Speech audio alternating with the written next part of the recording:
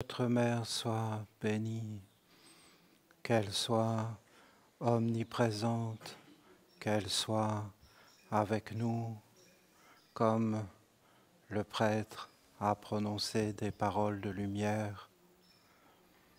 Notre Mère omniprésente sur cette terre, car elle a dit qu'elle allait nous guider et qu'elle allait nous protéger et qu'elle allait nous conduire vers la lumière. Elle a dit beaucoup de paroles, des paroles d'une grande sagesse et d'une grande vérité.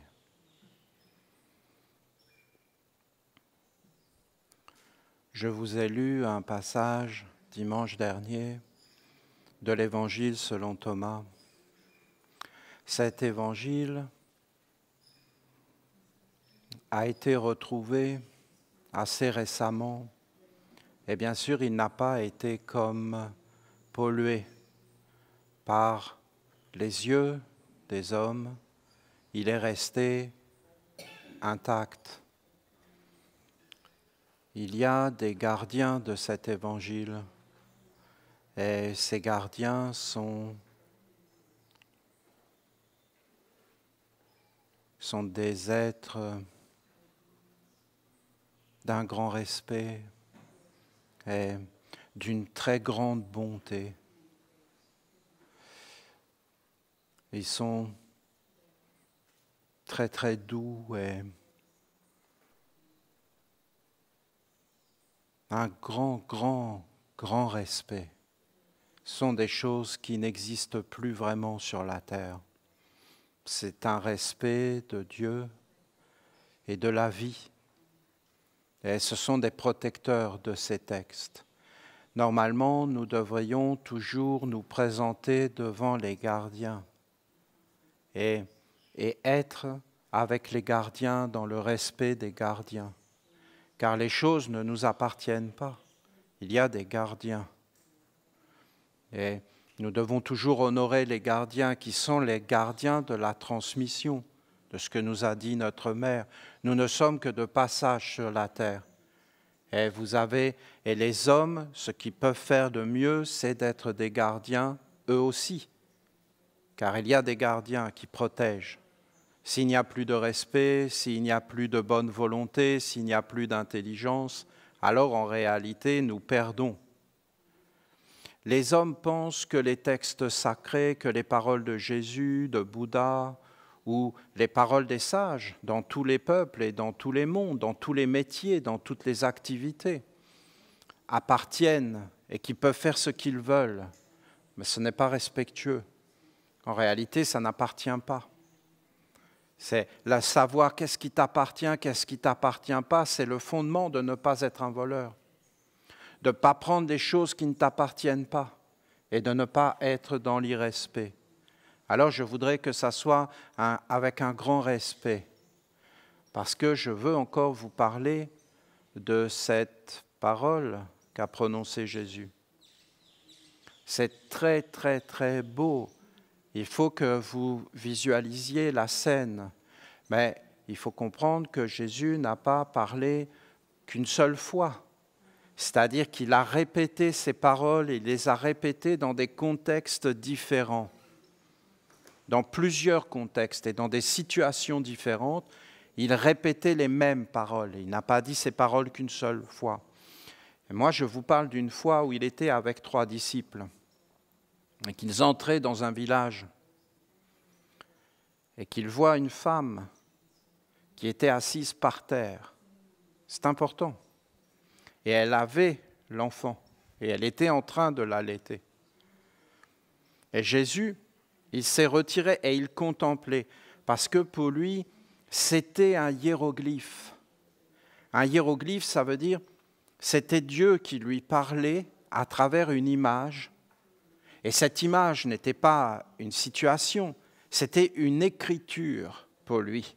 Une écriture. Et en fin de compte, son père était en train de lui parler. Mais Jésus pensait de cette façon. C'est-à-dire que pour lui, dans tout ce qui arrivait, dans tous les événements, il y avait une sagesse, il y avait un message, parce que pour lui, tout, absolument tout, était vivant, était empli d'intelligence et de sagesse. Tout avait un sens, tout était empli d'âme. Et en fin de compte, et d'ailleurs, c'est ce qu'il dit. Et c'est ce qu'il enseigne à ses disciples.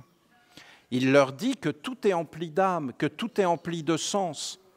Et donc, vous avez un de ses disciples qui vient vers lui et qui lui dit « Mais qu'est-ce que tu regardes ?» Ce n'est pas Jésus qui a été parlé à ses disciples. Ce sont ses disciples qui sont venus vers lui et qui lui ont dit « Mais qu'est-ce que tu fais là? Regardez, qu'est-ce qu'il y a là ?» Et c'est là qu'il leur a dit « Si ces petits qui sont en train de téter sont semblables à ceux qui entrent dans le royaume de Dieu. » Dans le royaume, dans l'autre monde. Alors, vous aviez la terre, vous aviez la mère, la femme, vous aviez le ciel, vous aviez le village, et il y avait une ambiance autour de la femme, une ambiance que Jésus contemplait. Il ne regardait pas le visible, il regardait l'ambiance autour. Et en fin de compte, cette ambiance, c'était que la maman était le lien de lumière, de vie, avec le ciel, la terre et tous les mondes. Et que cet enfant, il avait un lien plus grand que tout, plus grand que lui. Et en fin de compte, ce lien, c'était son âme. C'était l'âme. Et l'âme, et Jésus ne parle que de l'âme dans cette parole. Il parle en fin de compte de l'âme, de quelque chose qui est plus grand que tout, de l'âme, de ce qui anime les mondes, et qu'on ne doit pas forcément regarder uniquement le côté visible, mais qu'on doit aussi regarder ce qui anime le côté visible. C'est ce que je viens de vous dire. Qu'en réalité, pour lui, c'était une écriture. Tu ne dois pas regarder un texte, tu dois regarder l'intelligence qui est derrière. L'âme, qu'est-ce que ça veut dire? Où est-ce que ça va? Qu'est-ce que ça veut t'emmener? Où? C'est tout un monde, c'est toute une façon d'être, en fin de compte. Il a voulu leur montrer toute une façon d'être. Et cet enfant est semblable. Pourquoi? Parce qu'il est un. Il est avec sa mère. Est-ce que sa mère, c'est son âme? Non. Non, l'âme est beaucoup plus grande que la maman. Mais la maman est le lien avec l'âme. Le lien, le fil, l'alliance, la vérité, l'être qui est là. Et l'enfant, en fin de compte, n'est pas encore entré dans le monde des hommes. C'est dur à comprendre, hein, je suis d'accord. C'est une question d'éducation. Est-ce que c'était dur à comprendre à cette époque? Bien sûr, parce qu'à cette époque, ne croyez pas qu'ils étaient comme ça, c'était des philosophes. Il y avait beaucoup de philosophie. Les êtres étaient des philosophes naturellement. Vous aviez beaucoup de philosophie à cette époque et beaucoup de politique. C'était une poudrière politique. Et Jésus était investi dans la politique. Jésus était un politicien quelque part. Quand vous regardez sa mission, il faisait de la politique. Et ses disciples étaient aussi dans cette politique. C'est-à-dire qu'ils se posaient plein de questions sur leur environnement, sur les Esséniens, sur les Romains, l'État romain, la politique, sur le Sanhédrin, sur les pharisiens, les sadducéens, sur les Nazaréens, sur les Zélotes. C'était une guerre qui couvait. Et tout le monde était dans des grands conflits. Et Jésus avait une part là-dedans, parce que lui, il représentait un courant qui était un courant religieux de prêtres, dédié à Dieu, que tout le monde connaissait, qui étaient les Esséniens, et qui se retiraient, et qui étaient des thérapeutes et des êtres de grande bonté, mais qui n'étaient pas en accord avec les autres factions du peuple, de l'humanité. Et il y avait donc là beaucoup de courants. Il faut comprendre le contexte. Donc, en fin de compte, cet enfant, qui était avec sa maman, il était en dehors de tout ça. Mais il allait y entrer. Mais pour l'instant, il était en dehors et il avait un lien. Donc Jésus, son message était très fort. Il voulait dire qu'en réalité, l'âme est plus grande que tout et que la religion, c'est-à-dire la maman, ce qui nous unit avec notre âme, le réel. Parce que vous pensez bien que cette maman, c'est le réel. Et que l'enfant, il est réel et qu'il est dans une intelligence pure, instinctive. L'instinct est une intelligence pure, naturelle, pure. Mais Olivier, on nous a dit tout le contraire. Et on nous a dit qu'il fallait cultiver des vertus et lutter contre les instincts. Mais non, si vous voulez, les vertus qu'on nous a dit de cultiver, c'était en réalité des fausses vertus. Mais l'instinct est bon. C'est ce que dit Jésus. Hein.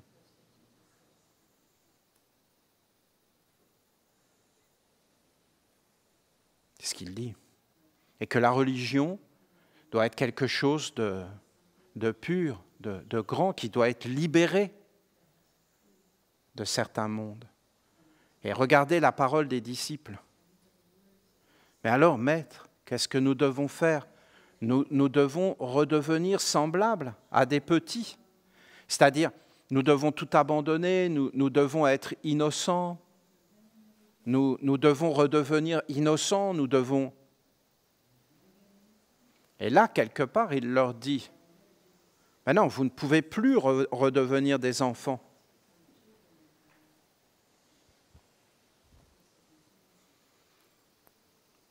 Alors, quand vous ferez du 2, 1, c'est-à-dire, vous voyez la maman, le sol, le ciel, l'enfant, ils sont un. Et quand vous serez un, qu'il n'y aura plus d'intérieur et d'extérieur séparés, le haut et le bas seront un. Qu'il n'y aura plus l'homme et la femme. Là, c'est très clair.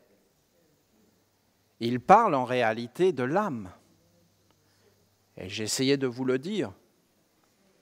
Parce que si tu vois, parce que vous comprenez, le sexe, c'est la chose la plus importante dans ce monde.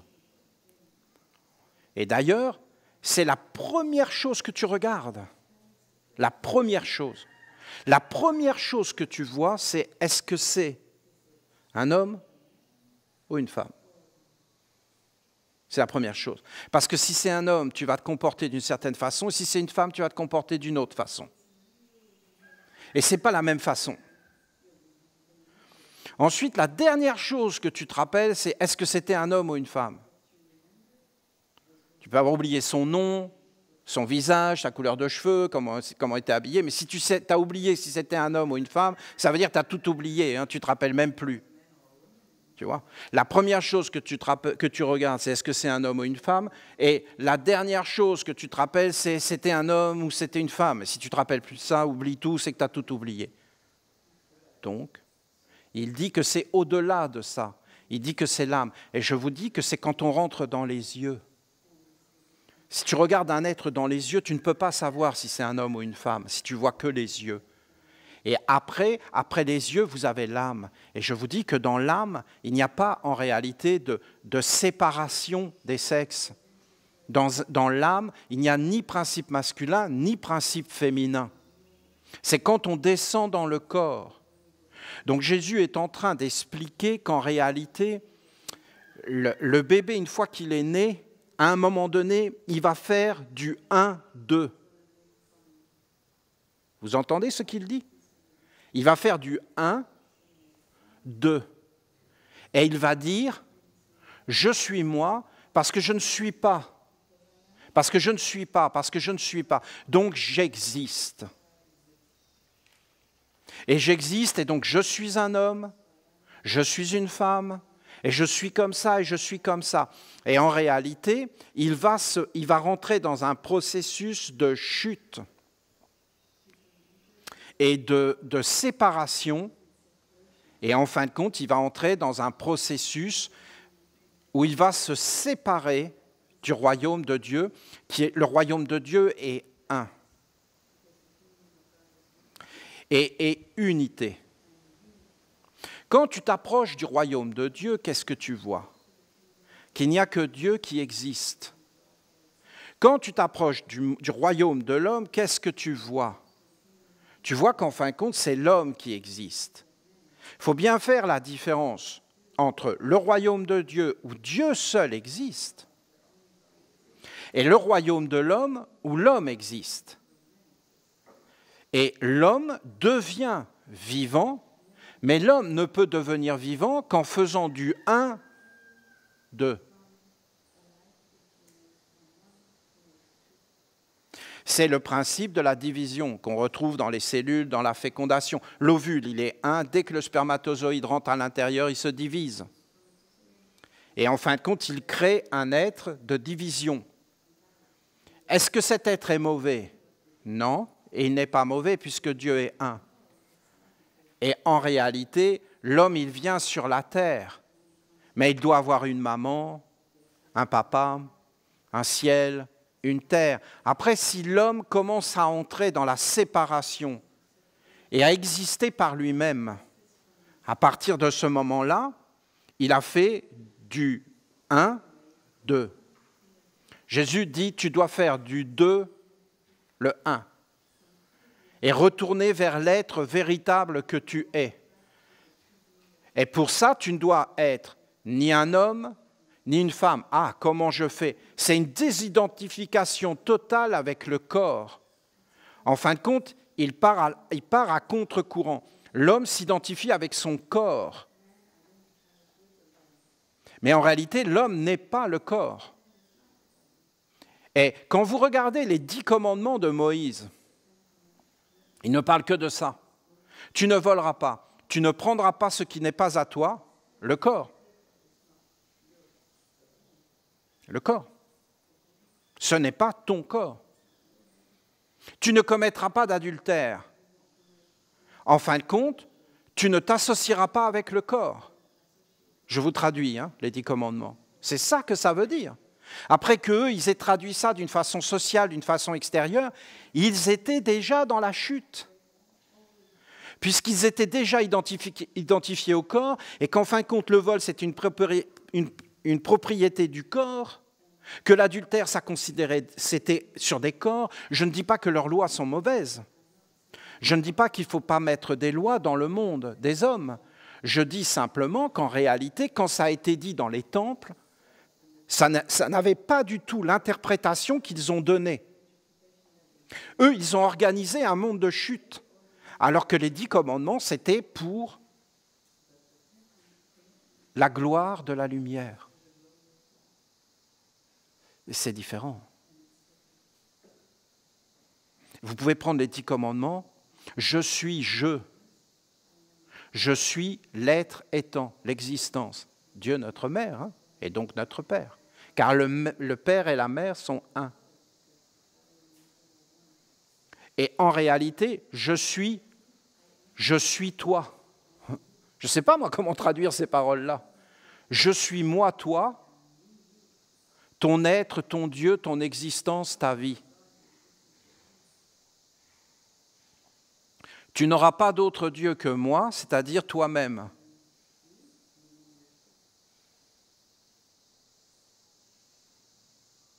Si on traduit, Je te délivre de la maison de servitude et de l'esclavage, c'est-à-dire du corps. Jésus est en train de dire qu'en fin de compte, le processus du corps, c'est une chute. Donc c'est le mal. Mais non, puisque Dieu est un. Alors qu'est-ce que c'est? Eh bien, le mal apparaît quand, en fin de compte, il y a une séparation et que l'homme commence à dire « j'existe par moi-même ».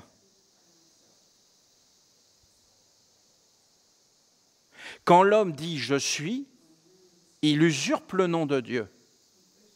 C'est un mensonge. Le mensonge, l'illusion. C'est pourquoi Jésus dit que le diable est menteur. C'est-à-dire, c'est une tromperie, c'est une illusion. Une illusion. Une illusion d'existence, alors que Dieu seul existe. Et que rien d'autre que Dieu ne peut exister, que l'existence est unique, qu'il n'y a pas de séparation. Il le dit lui-même, « Je suis en vous, vous êtes en moi ». Il parle en réalité de l'unité. Mon Père et moi, nous travaillons ensemble. Il ne travaille pas pour l'État, il ne travaille pas pour payer des impôts, il ne travaille pas pour vivre. Il ne gagne pas sa vie. L'enfant ne gagne pas sa vie. Quand est-ce qu'on commence à gagner sa vie? On commence à gagner sa vie quand on est séparé. Et là, on comprend qu'en réalité, on est dans un monde mauvais et que pour vivre, il faut se battre. Regardez les paroles de Jésus. Regardez le lys, regardez les oiseaux. Dieu prend soin. Il n'y a que l'homme qui est décalé. Parce que l'homme se met en dehors et crée son propre royaume. Parce qu'il veut exister par lui-même. Lorsque vous ferez du 2, 1. Mais il vient de leur montrer l'image. Le bébé est 1. Mais alors, Olivier, naître, c'est entrer dans un monde de chute. Non, c'est beaucoup plus grand. C'est beaucoup plus grand. Je ne peux pas expliquer ces choses. Je n'y arrive pas. Je n'arrive pas à trouver les mots. Voilà. Je peux essayer si vous voulez. Prends du temps et mets-toi devant une fleur et regarde une fleur. Et là, tu vois la fleur. Peut-être tu sens son parfum. Eh bien, en réalité, dis-toi que cette fleur, c'est Dieu. Est-ce que c'est vrai? Mais c'est une certitude. C'est Dieu. C'est une manifestation de Dieu. Est-ce que cette fleur peut exister s'il n'y a pas un monde en décomposition? Si tu veux amener une fleur, que tu as une graine, qu'est-ce que tu vas faire? Tu vas prendre de la terre fertile. Qu'est-ce que c'est de la terre fertile? Plus il y aura des déchets dedans, plus elle va être fertile. Tu vas rajouter de l'eau pour augmenter la pourriture, les déchets. Donc, en fin de compte, Dieu est une fleur qui s'enracine quelque part dans l'enfer, dans un monde en décomposition, dans un monde. Et après, de ce monde en décomposition, vous avez un être qui apparaît, et tout cet être est orienté vers la beauté, vers la grandeur, vers la splendeur. Mais vous avez un monde en décomposition. Si vous associez tout ça avec l'humanité, vous pouvez comprendre beaucoup de choses. Hein. Vous pouvez comprendre beaucoup de choses. C'est ce qu'il leur dit. Nous venons sur la terre pour accomplir une mission, mais nous vivions avant et nous vivons après, car Dieu seul existe et tout est vivant. Mais nous sommes polarisés et en fin de compte, nous nous sommes identifiés à ce qui n'est pas. Et après, nous nous sommes séparés les uns des autres pour être dans une soi-existence. Après, la soi-existence est devenue le but de la vie. Et on a perdu totalement le contact avec les mondes supérieurs de grandeur, de beauté, de noblesse. Et donc, à partir de ce moment-là, on est dans un processus de décomposition et de chute. Parce qu'on a tous une mission, on a tous une âme. On devrait toujours être relié avec notre maman et être relié avec l'universel. C'est une question d'éducation. Et c'est puissant, mais bien sûr c'est puissant. Regardez ici au Panama, il y a quelques semaines, nous avions des sacs plastiques dans les magasins. Une directive du gouvernement, plus de sacs plastiques dans les magasins. C'est réel. Quand j'étais jeune, on allait faire notre service militaire, on nous donnait une cartouche de cigarettes. Le gouvernement. Une cartouche de cigarettes par semaine. Ceux qui ne fumaient pas la revendaient. Il y avait tout un trafic orchestré par le gouvernement, comme d'habitude. Du jour au lendemain, ils ont dit « c'est négatif ». Et ça a été fini. Pareil pour le hashish. Maintenant, tu te balades au Canada avec un pétard d'1,50 m devant les flics. Et ils disent « bonjour monsieur, passez-moi une taffe ». Mais avant, tu allais en prison. Tu avais une amende, tu étais fiché. Donc, est-ce que vous vous rendez compte comment c'est puissant? Regardez, pourquoi je rigole avec Apollo là, sur la Lune? Parce que quand on le voit, le lab lunaire, là, le truc qui est monté avec du carton et du scotch, comment vous voulez aller sur la Lune avec un truc de carton, du scotch fait par des enfants? Oh mais Olivier, c'est marrant. Mais on n'arrive pas à imaginer que c'est possible de mentir à ce point-là. Des mensonges d'État. Mais des mensonges d'État. Quand ils ont mis les bombes sur le Japon, les bombes atomiques, je vous signale que les radios, les journalistes, les spécialistes disaient tous la même chose, qu'il n'y avait aucune conséquence. Une fois que vous avez tout un appareil qui raconte n'importe quoi, mais comment c'est possible, la presse est indépendante? Mais où vous croyez toutes ces choses? Donc on fait croire tout ce qu'on veut, quand on veut, et tout le monde est d'accord instantanément. Vous la voyez, la puissance?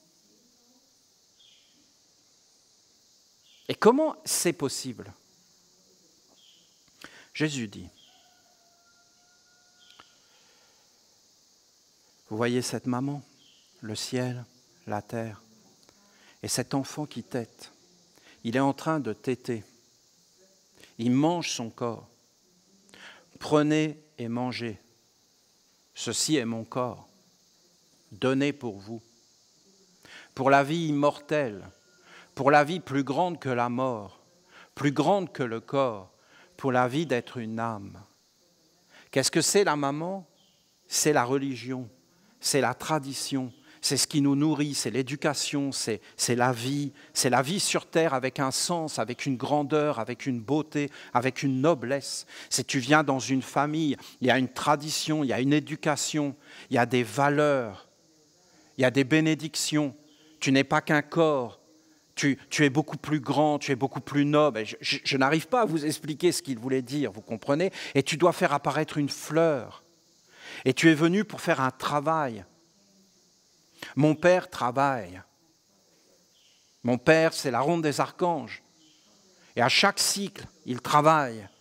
Et il prospère. Et il amène chaque cycle une production de bananes, d'oranges, de production de l'univers tout entier. Ce sont des cycles de travail. Et moi aussi, je travaille un. Je suis un. Mon père et moi, nous sommes un. Tu ne voleras pas, c'est-à-dire tu ne t'identifieras pas au corps. Ben, c'est une question d'éducation. Je suis ton Dieu, qui te délivre de l'esclavage. L'esclavage. Et la maison de servitude. De vivre pour le néant.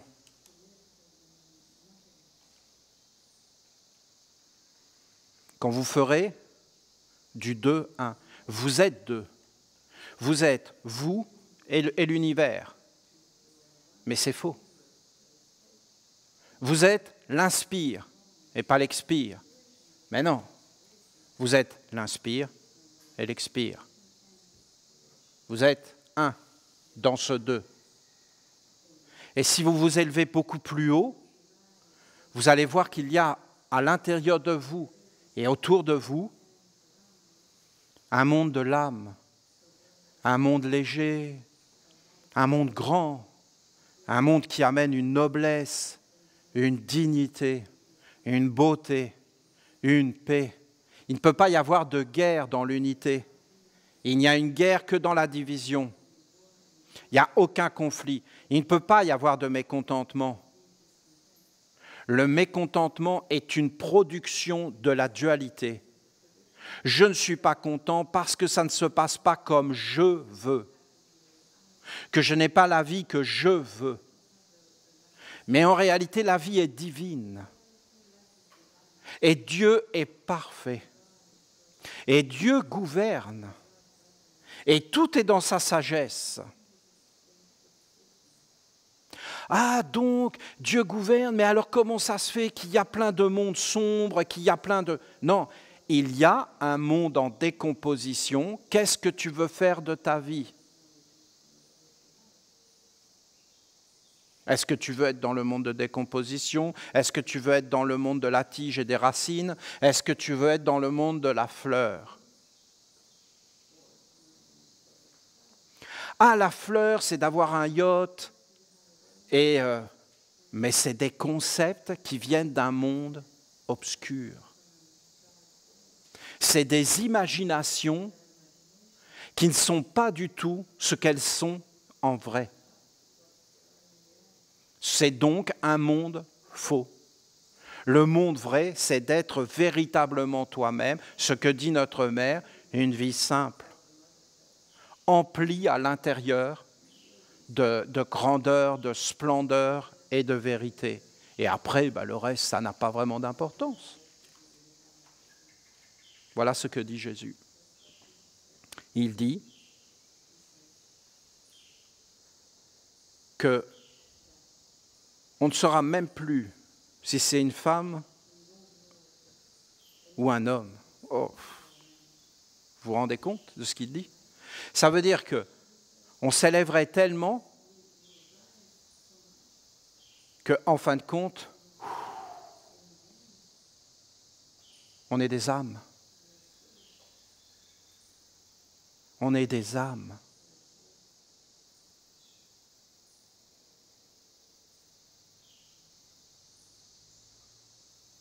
Et on respire dans des âmes. Et l'âme, c'est l'animisme. C'est tout devient vivant, mais il faut une maîtrise. Et là, il leur dit, il faut des yeux dans tes yeux. Quand vous ferez du 2-1, et là, il leur dit, tu penses que tu es un dans ton corps.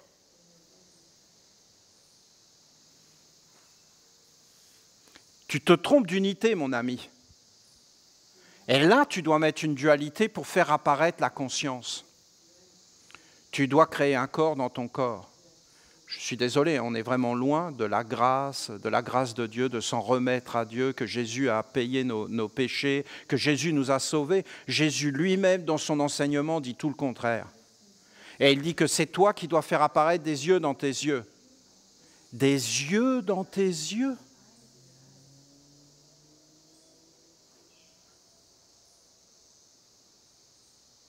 Ah, mais ce n'est pas Jésus qui a dit ça. Ah oui?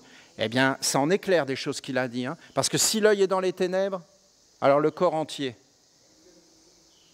Mais si l'œil est dans la lumière, alors tout est dans la lumière. Donc il parle bien des yeux. Et il parle bien de deux façons de regarder le monde. Et en réalité, il parle donc bien d'une discipline, d'un enseignement et d'une pratique pour faire naître à l'intérieur du corps un autre corps qui est un corps beaucoup plus grand et un corps d'immortalité, de grandeur. Et il l'enseigne même à ses disciples, il leur dit des yeux dans tes yeux. des mains dans tes mains, des pieds dans tes pieds. Il enseigne donc bien les doubles. Et en fin de compte, on est tout de suite dans la magie et dans toutes les influences.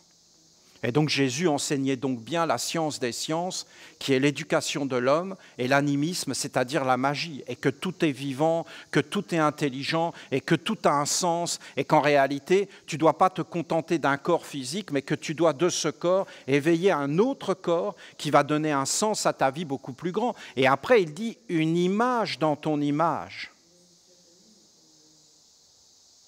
Une imagination dans ton corps. Tu dois savoir qui tu es, pas simplement avec un corps, mais tu dois mettre une passerelle qui te permet, en fin de compte, d'aller vers les autres mondes.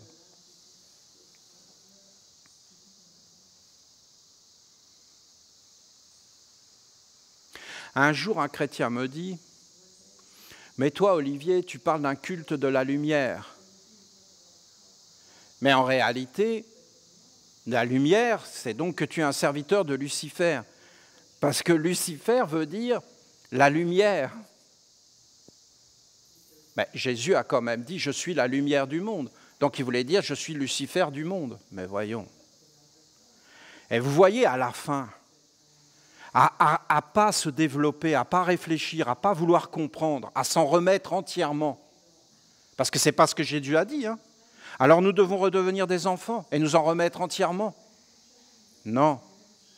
Non, vous devez faire du 2-1, vous devez retourner vers l'unité. Oui, mais comment retourner vers l'unité? Vous devez en fin de compte mettre des yeux dans vos yeux, des mains dans vos mains, des pieds dans vos pieds, et une image dans votre image.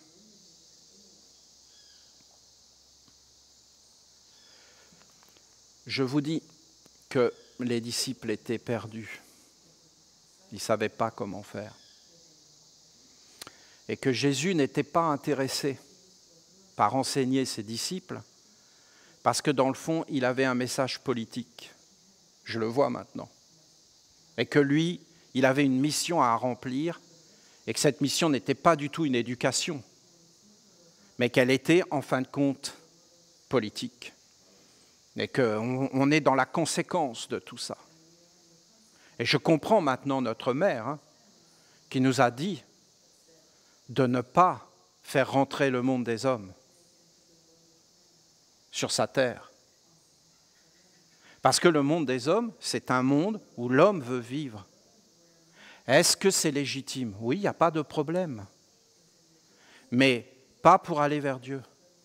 Pour aller vers Dieu, il faut que ça soit Dieu qui vive, et pas toi.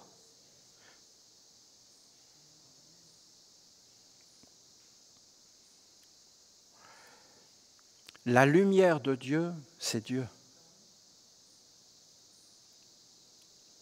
Ce qu'on appelle Lucifer, c'est en fin de compte une lumière trompeuse. C'est une lumière qui ment. Comment une lumière trompeuse peut arriver?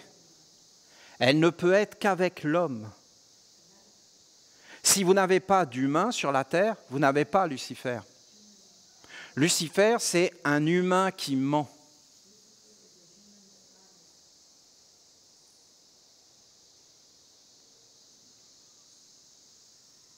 Et qui parle de poésie, de science, mais toujours avec l'homme. Regardez ce que dit Jésus. Pour moi, ça, c'est la réponse. Parce que c'est vraiment la statue du recyclage, l'éveil de l'observation, de la connaissance des doubles, la discipline et l'entrée dans le cercle. L'entrée dans le cercle pur de Dieu, où l'homme n'entre pas, le corps n'entre pas, le corps reste là. L'image à l'intérieur de l'homme reste là. Et là, vous passez, et c'est le territoire de l'âme. On parle du cœur. Et là, tu prononces des paroles. C'est un entraînement, c'est des exercices. Il faut s'entraîner. C'est vraiment une éducation un savoir-faire. Et tu commences à prononcer des paroles qui sont des paroles de la maman qui parle à son enfant, des paroles de douceur, des paroles de paix. Dans le cercle ici, nos 4 pères nous ont donné les paroles magiques. Pas de guerre. Pas de guerre. Pas de guerre veut dire unité. Dès qu'il y a dualité, il y a conflit. Pas de guerre veut dire unité.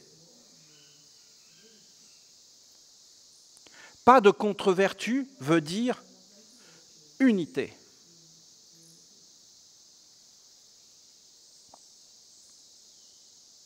Sois une mère veut dire tout ce que tu mets au monde, c'est toi et c'est Dieu. Unité. Pas de peur. Voilà, c'est trop clair. Hein. C'est un cercle d'âme. Je monte à travers mes pieds la digestion et j'entre dans le cœur. C'est la ronde des archanges. Je prononce les paroles des archanges et je les rends vivantes. Je me projette à l'intérieur par ma pensée, par ma concentration et je les goûte, je les regarde, donc j'ai un goût dans mon goût. Je commence à les entendre. Donc je commence à avoir des oreilles dans mes oreilles. Parce que c'est ce qu'il a dit. Hein. Il a parlé des 5 sens. Les yeux, les mains, les pieds, le pentagramme. Et une image à l'intérieur, c'est-à-dire en fin de compte, la divinité. La statue de la lumière qui commence à apparaître comme une image. Vous avez 2 pôles. Vous avez la statue de la lumière qui est l'intérieur et vous avez la statue du recyclage qui est le corps. Regardez la destinée du corps.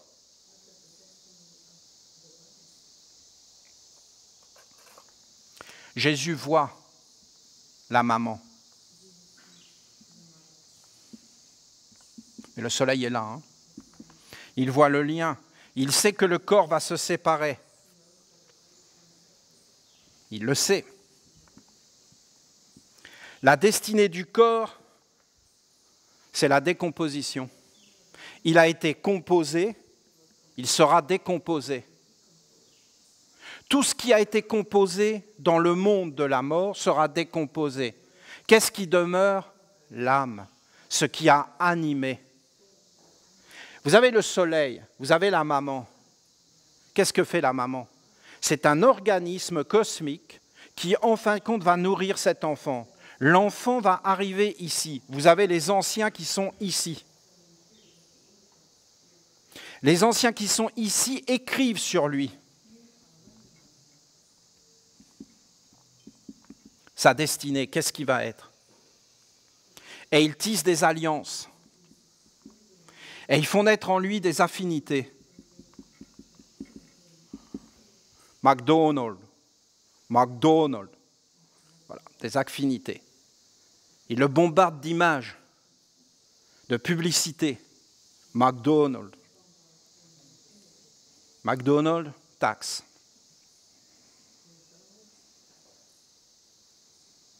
Grosse taxe.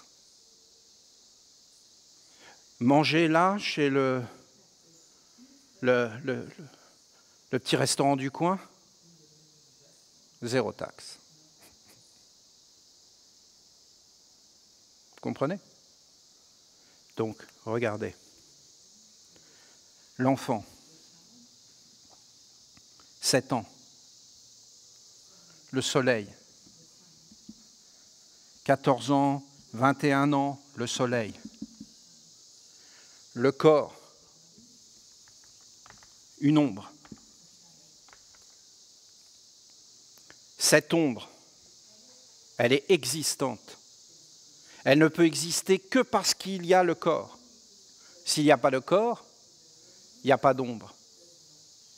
Cette ombre, les anciens l'ont appelée le côté Satan, le côté satanique. En réalité, qu'est-ce que ça veut dire? Ça veut dire un être qui vit uniquement pour le corps. Voilà. Donc il n'a pas des mains dans les mains, il n'a pas des yeux dans les yeux, et en fin de compte, il n'a pas de conscience ni d'intelligence des mondes supérieurs, donc il ne sait pas que quand en réalité il va consommer dans un magasin, que c'est un monde qui a mis ce magasin derrière pour en réalité avoir un pouvoir sur la terre, et en fin de compte, il fait partie de ce pouvoir. Alors, qu'est-ce que ça veut dire, en fin de compte, le pouvoir satanique? Ça veut dire le pouvoir du rien et du mensonge qui tue. C'est-à-dire qu'à la fin, ça tue les âmes. C'est un voleur de lumière. Après, vous avez le côté Lucifer, luciférien. C'est-à-dire, en fin de compte, Lucifer, lui, il parle de la vie intérieure. Parce que lui, il amène une lumière trompeuse. Alors lui, il va dire c'est les droits de l'homme, c'est la dignité, il faut être bon, il faut être bien éduqué pour que l'homme sur la terre soit heureux et ait la puissance de vivre sur la terre. Voilà, il faut que ça soit clair. Et en fin de compte, cet homme est toujours séparé. Il faut être religieux, il faut être une belle personne. Mais pourquoi je serai une belle personne? Parce que si je suis une belle personne, je vais plaire à des mondes supérieurs, donc en réalité, je vais avoir de la chance. Mais qui va avoir de la chance? Bien, l'être qui habite à l'intérieur. Mais qui est cet être? Eh bien, c'est moi. Mais il est séparé. Mais Olivier, qu'est-ce que tu racontes? Mais je suis d'accord que ce n'est pas facile ce que je vous dis. Mais je suis loin d'être le premier à le dire. Hein. À travers l'histoire du monde, ça a été dit. La philosophie du Vedanta en Inde ne parle que de ça. Le Raja Yoga, à la base, ça parle de ça. Le Hatha Yoga, avant qu'ils en fassent ce qu'ils en ont fait, hein, c'était des postures magiques pour appeler des dieux et les faire vivre sur la terre. Ça n'avait rien à voir avec l'homme. L'homme n'existait pas. Il était un serviteur des mondes supérieurs. Aujourd'hui, par leur philosophie satanique socialiste, en réalité, parce que ces êtres, si vous regardez ce qu'ils ont fait,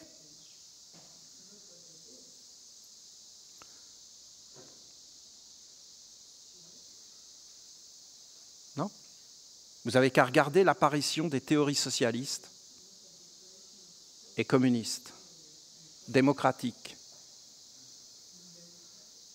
qui sont en réalité, vous n'avez qu'à regarder tout ce qu'ils font derrière. Et vous avez le choix, nous avons le choix. Oui, nous avons le choix de ne pas faire rentrer ces mondes chez nous. C'est tout ce que nous avons comme choix. Mais nous n'avons pas à nous occuper de ça. Je ne suis pas en train de dénoncer. Hein. Ça ne nous regarde pas. Simplement, il ne faut pas être idiot. Ces êtres, leur philosophie est basée sur le sacrifice des enfants dans les écoles, de voler leurs âmes, après d'écraser les humains et de les conduire en esclavage, d'engendrer des guerres, des famines et des abominations. Et ce n'est pas du tout Dieu qui fait ça. Et après, vous avez les religieux qui vont dire « Ouais, mais si Dieu existait, pourquoi tout ça existe ?» Tout ça existe parce que justement, les lois ne sont pas respectées. Et que si tu es dans des choses, alors... Et vous avez réellement derrière des mondes, vous avez 3 mondes. Voilà, vous avez les paroles de Jésus. Mets des mains dans tes mains, des yeux dans tes yeux. Tu dois regarder qui regarde quand tu regardes. C'est très dur. Hein. Après, vous avez les êtres qui n'ont aucune conscience, donc eux, ils avancent, ils ne se posent même pas de questions. Après, vous avez des êtres qui vont... Alors, ceux qui ne se posent pas de questions, vous avez des êtres qui sont derrière et qui créent les âmes.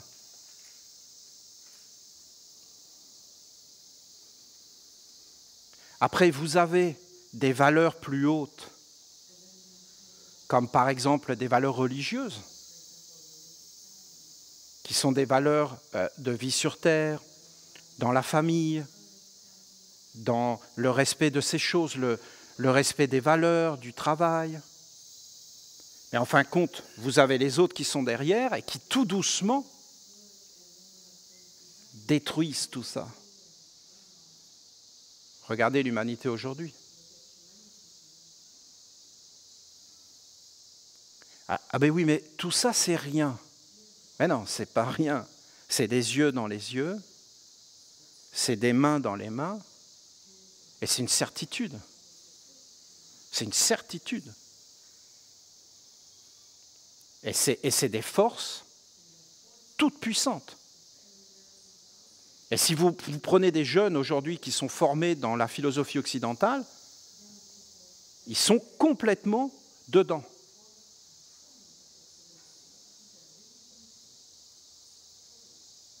Et ils vont penser toutes ces pensées écologiques, les homosexuels. C'est des choses très très fortes. C'est des forces qui sont mises en place pour amener une pourriture noble et enfanter des mondes. Voilà ce dont parle Jésus. Et il dit, au début, tu étais avec ta maman, et après, tu te sépares. Et là, il y a une éducation qui arrive. Et là, eh bien, tu es pris dans un monde. Et après,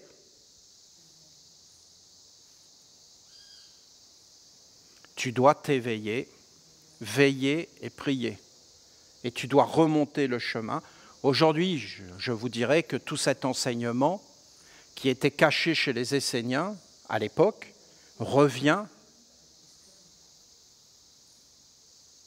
d'une façon incroyable, à travers nos pratiques. Et en fin de compte, nous sommes en train de faire apparaître une fleur avec des doubles, avec des écritures posées, avec des affinités. Et plus nous allons devenir conscients de cette sagesse, et plus nous allons voir ces choses. Nous allons devenir éveillés. Regardez les 4 corps. Ah, les 4 corps, ça veut dire qu'il y a le feu. Mais les humains ne sont plus du tout habitués à penser de cette façon. Après les 5 sens, regardez les 5 sens. Les 4 corps, ça veut dire en réalité la concentration, d'apprendre à se concentrer, d'apprendre à visualiser et à imaginer avec force. Et de voir qu'il y a des images dans les images, apprendre à regarder les choses, apprendre à travailler les sens, à recevoir des enseignements qui viennent d'un monde supérieur, dans la douceur, d'être nourri par des mondes supérieurs. Eh bien, ça crée des organes à l'intérieur et tu ne laisses plus rentrer certaines choses. Voilà, vous avez 3 corps.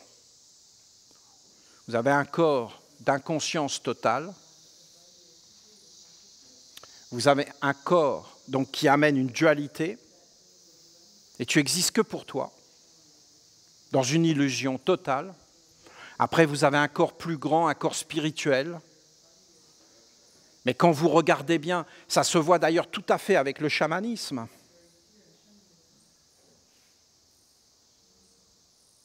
Le chamanisme, à la base, c'était des prêtres qui étaient dans des tribus et qui, en fin de compte, personne ne voulait être chaman, comme personne ne voulait être un prêtre. Parce que être chaman, c'était renoncer au monde, renoncer à tout un tas de choses pour, en fin de compte, aider les autres, parler avec les esprits, rétablir l'ordre et la nature. Puis après, vous avez tous les blancs, tous les occidentaux, les blancs et toutes les couleurs, hein, parce que c'est le drapeau multicolore, qui arrivent là-dedans. Et les chamans qui sont complètement perdus, qui voient que leur tradition est morte, qu'ils n'ont carrément plus de place dans leur tribu parce que leur tribu est perdue, et que c'est une mondialisation générale, et ils commencent à enseigner des techniques. Et vous avez tous les êtres, c'est pour mieux vivre, c'est pour avoir la puissance, c'est pour réussir. Donc ils asservissent encore plus les animaux. Alors ils les asservissent dans les mondes visibles, et après ils les asservissent par la magie. Pour servir des buts qui ne sont pas les buts de la lumière. Je ne sais pas si je suis clair. Et en fin de compte, entrer sur un enseignement, c'est voir ça clairement. Et en fin de compte, c'est le traverser. Et donc, c'est des attitudes, des exercices, voilà, des postures, de l'observation de soi, de l'éveil, du travail sur soi. Mais il faut que vous sachiez que ce n'est pas si simple que ça. Et je ne pourrais pas vous parler de ces choses s'il n'y avait pas la mer. J'ai regardé un des témoignages de la sœur, je ne vois plus le nom, de notre sœur des îles. Et vous voyez, son témoignage est saisissant. Elle était persuadée de comprendre l'enseignement, mais elle a vu que la mer, et je peux vous dire que son témoignage est d'une beauté grande. Elle nous éclaire maintenant, cette sœur.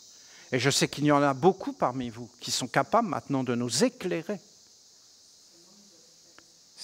En fin de compte, c'est beaucoup plus grand que la vie terrestre. Ce que j'essaie de vous dire, c'est qu'on est envoûté.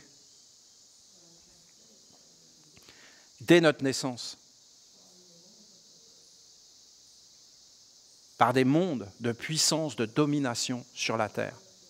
Ces mondes, il faut les laisser où ils sont. Mais en réalité, si vous voulez vraiment entrer sur ce chemin, c'est un chemin de l'immortalité. C'est une vie plus grande, c'est un souffle, c'est une respiration. Pour moi, les paroles de Jésus sont claires. Il a vu une maman avec son enfant. Et il a vu des mondes, et il était en train de communier. Et après, il a vu l'enfant qui sortait, et il y avait les mondes sataniques qui arrivaient. Alors bien sûr, satanique dans le côté chrétien, c'est négatif. Mais c'est de la superstition, ça. En réalité, c'est juste un côté où l'être se sépare et devient de ne s'identifier à son corps, et il vit que pour le corps. C'est ça que ça veut dire. Il ne vit que pour le corps. Après, vous avez des êtres là-dedans qui deviennent des grands prêtres de ce monde. J'ose pas prononcer le nom. Et ils se disent, ils vivent que pour le corps. Donc on va créer tout un monde où ils vont vivre pour le corps et on va avoir le pouvoir absolu sur eux. Et on va les conduire en esclavage. Après, vous avez les lucifériens. Les lucifériens, c'est des êtres qui, en fin de compte, veulent vivre sur la terre, mais voient que c'est compliqué. Alors ils se disent, mais on a besoin de beauté, on a besoin d'harmonie, on a besoin... Et alors ils commencent à inventer des gros mensonges, mais ils ne les vivent pas. Et en fin de compte, ils créent dans les mondes invisibles des choses juste pour vivre, eux, dans le corps et être des humains. Et après, vous avez les disciples de la lumière, et eux, ils doivent cesser toutes ces choses et arrêter de vouloir vivre comme un être humain sur la terre et de s'en remettre entièrement à un monde supérieur, d'arrêter le deux et d'entrer dans l'unité. Donc pas de mécontentement. Et non. Tu t'en remets entièrement à Dieu, tu acceptes tout ce qui t'arrive, tu commences à t'éveiller, tu vois que tout est parfait, que tout est en ordre, que tout est sous contrôle. Oui, mais le côté sataniste, je vous dis que s'il n'y a pas de matière en décomposition, il ne peut pas y avoir de fleurs sur la terre.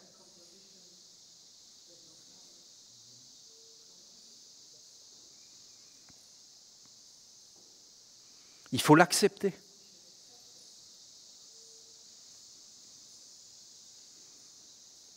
Voilà, c'est toute une philosophie, toute une pratique, toute une éducation.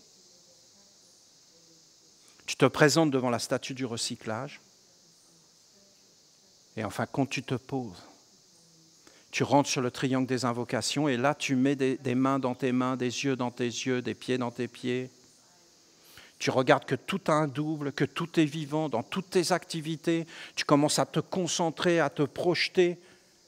Tu commences à goûter les choses à l'intérieur. Tu commences à te faire un corps de sagesse. Comment vivre sans sagesse? Tu commences à devenir stable, à te poser, tu commences à allumer un feu, tu commences en fin de compte à regarder ces choses, le feu, le côté sacré, le côté noble. Tu te tiens droit, tu rentres dans la dignité. Tu appelles la dignité, tu appelles la noblesse. Tu regardes les choses Après, tu vois les deux gardiens qui sont en réalité la contre-vertu, la faiblesse, la fausse vertu, la fausse force. Aucun homme n'est grand.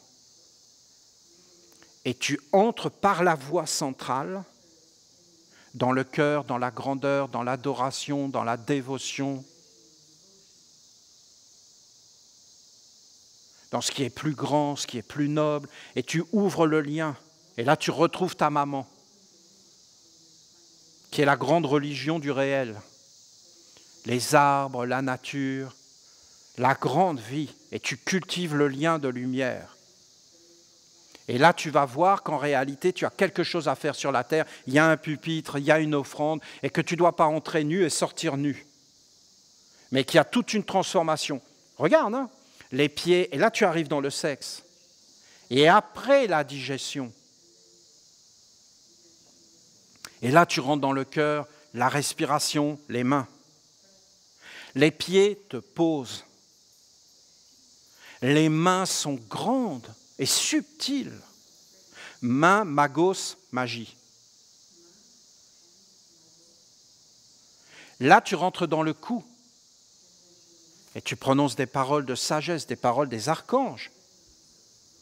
Après, tu commences à entrer dans la tête, ce sont les sens. Et il y a tout un monde autour de toi qui apparaît de magie, d'images, de force, de puissance. Tu te relies avec des écritures, tu sais qui tu es, tu agis sur la terre en conscience. Tu es que de passage et tu fais une œuvre de beauté. Et tu fais apparaître Dieu. Voilà. Plus grand que la mort. Voilà. Plus grand que le corps. C'est ce que j'entends quand je lis la parole de Jésus. Hein.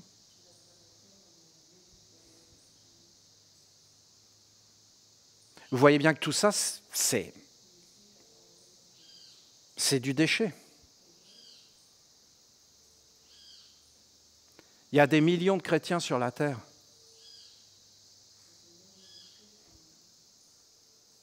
Mais en réalité, ils se moquent totalement de Jésus.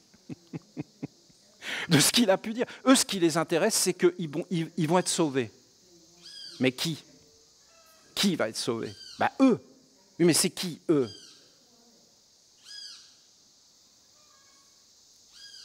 Non, mais ce n'est pas important. Nous, ce qu'on veut, c'est vivre sur la terre dans un corps. Ni plus, ni moins. On nous dit qu'on peut fumer du shit. J'aime bien le mot shit parce qu'en anglais, c'est marrant. Eh bien, on en fume. On dit qu'on ne peut pas en fumer, on n'en fume pas. On dit qu'on prend des sacs plastiques, on en prend. On dit qu'on ne peut pas, on n'en prend pas. On dit qu'on fume des cigarettes, on fume des cigarettes. On dit que c'est comme ça, c'est comme ça. On dit que telle personne est mauvaise, elle est mauvaise. On dit que telle personne est bonne, elle est bonne. Et on dit que Jésus nous sauve, il nous sauve. Mais qu'il faut que j'ai des mains dans mes mains, que je fasse du 2-1.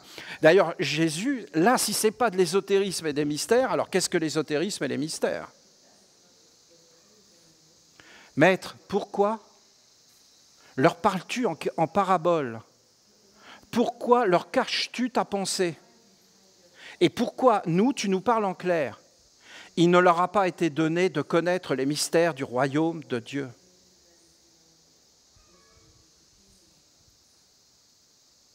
Si ça, ce n'est pas de l'ésotérisme,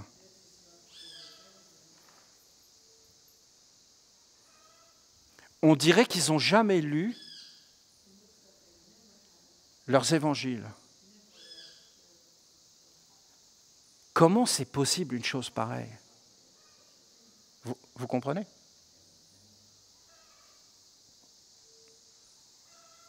Il suffit de dire l'évangile c'est ça, et même ils ont les textes en face d'eux, eh bien ils n'arrivent même pas à le lire parce qu'ils le lisent avec les yeux qu'on leur a dit que c'était ça. C'est ça que ça veut dire. Et ils peuvent lire les textes pendant 2000 ans, ils ne vont pas les comprendre. Parce qu'à l'intérieur d'eux, c'est un monde qui ne veut pas qu'ils comprennent. Parce que s'ils comprennent, ils vont s'éveiller et ils vont sortir de ce monde-là. Ce n'est pas une parole de Jésus. Ils ont des yeux mais ne voient pas, ils ont des oreilles et n'entendent pas, et c'est parfait comme ça. Parce que s'ils avaient des yeux pour voir et des oreilles pour entendre, ils entendraient, ils verraient. Et je serais obligé de les sauver. Ah, mais je croyais qu'il allait sauver tout le monde automatiquement.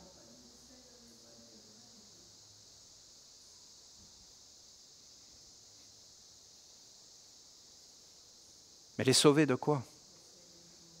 Ben, c'est ça, de tomber dans ces mondes. Et comment on fait pour sauver de ça?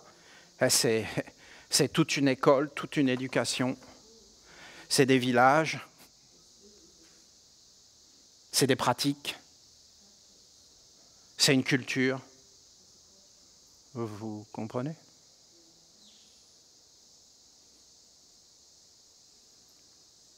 C'est impressionnant, hein? Vous ne trouvez pas? Moi, je suis impressionné. Parce que quand j'ai compris ça, j'avais 20 ans. Et en fin de compte, si vous regardez vraiment cette histoire-là, vous avez vraiment un exemple devant vous. Parce que je l'ai bien vu tout ça, hein, mais comment? Mais par instinct. C'est par instinct. Et après, bah, tu fais quoi quand tu es tout seul?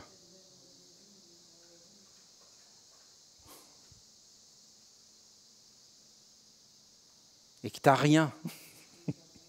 Et que tu vois ça.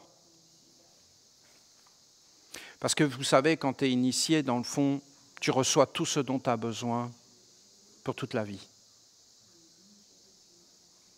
Et moi, personnellement, quand j'ai été initié, j'ai reçu tout ce que j'avais besoin pour toute ma vie. Et en fin de compte, j'ai rien appris vraiment de plus. Ça a été des détails et des alliances. Mais dans le fond, je le savais déjà, tout ça. Après, c'est la réalisation de ce que tu sais. Et donc, bien sûr, maintenant, je le vois, il fallait faire des villages, il fallait faire tout ça, il fallait, vous comprenez, pour en fin de compte arriver à honorer la vie, la beauté, dans la pureté. Je vous dis que la dignité est plus grande que l'homme, c'est une divinité. Et cette divinité, elle nous est donnée. La sagesse, c'est plus grand que tout. Et la sagesse, ça nous unifie. Et quand tu commences à rentrer avec Dieu, c'est-à-dire les mondes vraiment supérieurs, il n'y a plus aucun être qui est inférieur, il n'y a plus aucun être qui est insignifiant, tu n'as plus aucun ennemi, tu n'es supérieur à aucun être. C'est une fraternité universelle, sororité universelle. C'est une bénédiction pour tous les êtres. Et là, tes yeux s'ouvrent, tu vois le soleil, tu vois la terre, tu vois la générosité. Tout est compréhensible, tu vois que tout est en ordre, mais tu vois des choses qu'il ne faut pas faire. Tu vois des mondes très dangereux auxquels il ne faut pas s'approcher. Et d'ailleurs, ces mondes ne veulent pas que tu t'approches. Et si tu t'approches d'eux, ils t'envahissent, ils te détruisent et ils t'emmènent vers le bas. Et après, tu ne peux plus en sortir parce qu'ils tissent des liens et toutes ces choses. Le savoir est bon, le savoir libère, le savoir renforce, et en fin de compte, le savoir éclaire. Mais je ne suis pas sûr que les hommes veulent vraiment voir qui les gouverne et qu'ils soient prêts à l'accepter dans la clarté. Et qui a formé leur être, leurs croyances, leurs yeux. Ce n'est pas parce que tu as des yeux que tu as des yeux. Les yeux sont une merveille des merveilles. Ce qui pollue l'œil, ce n'est pas l'œil. C'est l'être qui est à l'intérieur et qui regarde.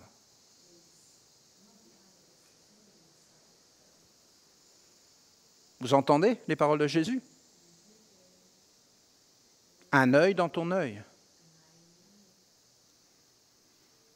L'œil satanique regarde que le visible, totalement inconscient de la subtilité. L'œil luciférien, de la poésie, toujours une petite touche humanitaire pour faire passer la pilule. Oui, mais c'est pour le bien. L'écologie, c'est stupide. Mais il faut mettre de la noblesse, on est des gens bien. le côté divin.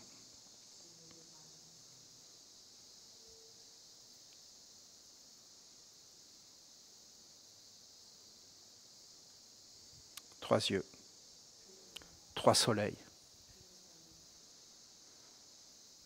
Un soleil ténébreux, une lumière trompeuse, un feu de pureté, un océan d'amour, tout dans la vérité, dans la grandeur, dans la noblesse et dans la splendeur. J'espère que j'ai pu éclairer devant vous cette parole de Jésus. Ça me plaît énormément. Quand je médite ces paroles, je suis très troublé parce que je vois vraiment que c'est différent. Nous avons réellement essayé, nous ensemble, de poser cet enseignement concrètement et d'ouvrir un vrai chemin, de poser avec des structures. Tu sais, quand tu montes devant le pupitre, tes yeux dans tes yeux, c'est pas un pupitre, c'est la plus haute montagne du monde. Tu comprends ? Une image dans l'image. Ça, c'est une image. Mais à l'intérieur, c'est la table. Il y a un monde derrière. Si tu ne le vois pas, tu es perdu. Tu es mal éduqué. Tu n'as aucune chance de t'en sortir. Tout le monde va t'attraper et va te faire dire ce qu'ils veulent. Tu n'as pas d'individualité. C'est paradoxal, parce que tu te sens exister, mais en réalité, tu n'existes pas. Alors que si tu te sens plus exister, tu vas rencontrer la vie. Quand tu te poses devant le pupitre, que tu poses la Bible, que tu commences à prononcer les paroles, je suis d'accord qu'il faut être éduqué, et que tu commences à prononcer les paroles des archanges, et que tu écoutes en même temps que tu dis, ça peut être une seule phrase, que tu l'écoutes. Caroline a sorti dans sa vidéo une parole de la mère en disant qu'on était le fondement de l'existence. Non, mais cette parole, elle est... Tu dis cette parole, mais toi tu l'as dit, mais tu l'écoutes en même temps. Et que c'est Dieu la mère qui l'a dit, et tu te concentres en la disant jusqu'à ce que ça soit Dieu la mère. Et tu ne l'écoutes pas avec tes oreilles physiques, tu l'écoutes dans l'inaudible, tu t'entraînes, et tu vas voir qu'en réalité, on entend beaucoup plus de choses dans le silence que dans l'audible. Et que le vrai bonheur n'est pas les paroles prononcées, mais l'âme qu'elles contiennent. Et quand tu entres là-dedans, et que c'est la mère qui le dit, et qu'après tu te concentres et tu te projettes à l'intérieur et que tu commences à le goûter, à le vivre, et que ça touche tes cellules, et que tu commences à être dans l'offrande et à donner la beauté par la magie, par les mondes, alors tu vois que c'est ce qu'il a dit, Jésus. Et tu reviens vers un lien vivant, puissant, et vers l'unité des mondes. Donc la grande paix et les mondes supérieurs. Et là, tu t'aperçois que Dieu gouverne et Dieu règne. Et que tu participes, toi, par le culte, à Dieu. Si tu prononces une parole d'un archange, pas pour toi, mais que tu te deviens comme un violon, comme une trompette, comme une clarinette, comme un piano, comme un marteau, et que c'est l'archange qui passe à travers toi, et que tu l'entends, et que sa parole emplit tout, tu rentres dans l'unité. C'est des techniques, un travail sur soi, un apprentissage, des techniques communautaires. C'est impossible de faire une chose comme ça seul. Il faut vraiment développer des organes de communauté. Il faut poser des bases pour les générations futures, sans vouloir le faire nous-mêmes. C'est toujours les dieux qui font les choses, pas nous. Nous, nous proposons, et plus nous sommes humbles, silencieux, plus nous sommes dans la maîtrise. Moins nous faisons les choses par nous-mêmes, plus nous sommes dans la maîtrise. Car quand les dieux font les choses, j'ai énormément de choses à vous dire. Énormément. Aujourd'hui, c'est des dieux qui agissent. Ne croyez pas que c'est des humains. Mais c'est des dieux du mal. Et qui a appelé ces dieux? On doit être humble. On doit accepter. Et on doit aller vers les mondes supérieurs et vivre avec notre âme. Cette parole de Jésus est lumineuse, d'une grande beauté.